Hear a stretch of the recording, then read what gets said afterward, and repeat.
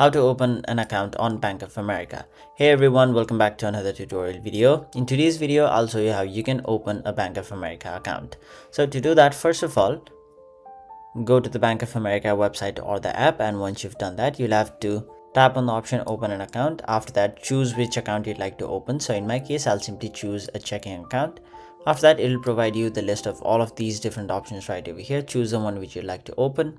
After that, enter your personal information such as your first name, last name, date of birth, the last 4 digits of your social security number SSN, your phone number, and finally your email address. Tap on the option continue. After that, you'll have to enter your address and details such as street address, city, state, zip code, and more about your employment status such as your employment status and your total annual income.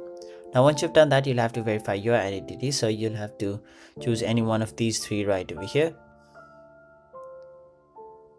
So you can either choose to take a photo of your driver's license or state ID, or you can also scan your ID with NFC. Finally, you can also answer questions to verify your identity. Now once you've done that, you will have to review and accept the terms and conditions. So simply tick on this box right over here, and once you tap on the option submit application, you'll have successfully submitted an application to open a Bank of America account. So that was it for this video. Thank you so much for watching.